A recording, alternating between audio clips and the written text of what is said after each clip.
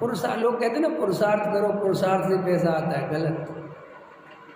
पुरुषार्थ से पैसा नहीं आता।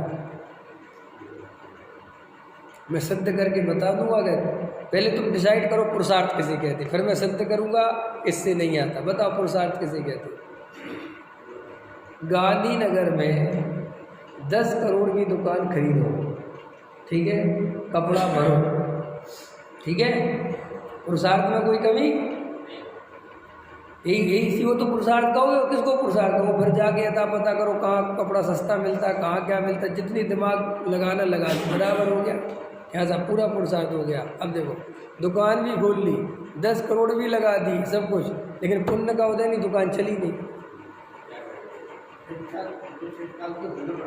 हाँ, वो ढूंढना पड़ता है कि ढूंढता है।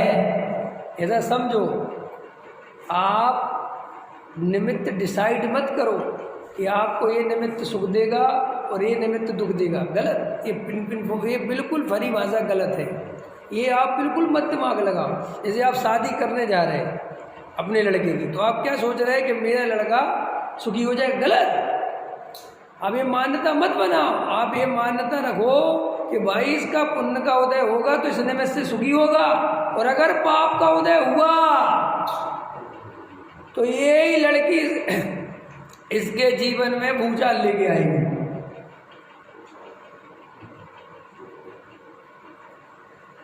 करोड़ों रुपए दे के तलाक निपट रहे हैं, करोड़ रुपए दे के तलाक निपट रहे हैं। तो माँ बाप ने यही सोच के शादी करी थी। अच्छा चलो, मैं तो माँ बाप के पुरुषार्थ में क्या कमी थी?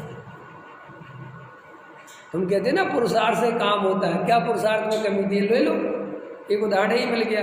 बाकायदा लड़का लड़की देखे, अच्छे घर के लड़की, अच्छे घर के कुलीन की लड़की, बाकायदा माँ बाप, मंदिर भी जा रही लड़की, सब कुछ बढ़िया, सब कुछ बढ़िया जो हो सकता है, जो देख सकता है एक मनुष्य बेचारा, उसने देखा ना, 4 आदमी से पता करा, अपने सब कुछ जो क्या हो सकता है, और पता चला भाई साहब ऐसी लड़की से शादी हो गई कि लड़के का जीना मुश्किल हो गया। अब इसमें माँ बाप की गलती है कि जे कर्म पूरब किए फोटे। चलो उल्टा करो, एक आदमी ने, एक लड़के ने अदर कास्ट की लड़की से शादी कर ली और सारा मोहल्ला समाज थू थू कर रहा है कि पता नहीं कैसी भाग्य खराब है, कोटे हैं, कौन से शादी करने जा रहा है और कैसे निकली। अब देखना, तुमने उस निमित्त में क्या सुख कल्पना करी थी कि ये बिल्कुल बेकार निकलेगा हमारे हिसाब से, क्योंकि जाति अलग, क्या पता होता। और भाई साहब उस लड़के का ऐसा पुण्य का उदय था कि वो बेचारी दासी बन के रह रही, जो कह रहे वो कर रही। अब बोलो, अब तुम डिसाइड कैसे करोगे निमित्त को कि ये निमित्त सही है और ये निमित्त गलत है?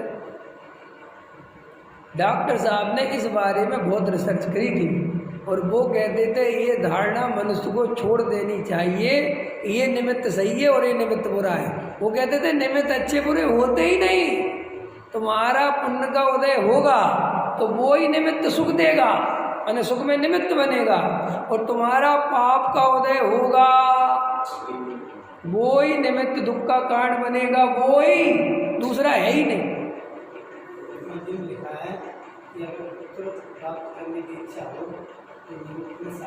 हाँ बराबर, सब लिखा, वो ख्याल में आ गया। नहीं, टोडामल जी साहब ने लिखा कि भाई जैसे पुत्र की प्राप्ति करनी हो सो सही, पुत्र की प्राप्ति कैसे होगी कि भाई शादी विवाह आदि इत्यादि जो उसके प्रकरण है वो कर, लेकिन वहाँ निर्णय तो यही है कि है तो आदि नहीं। अब वो औरत बांझ निकल जाए तो क्या करोगे?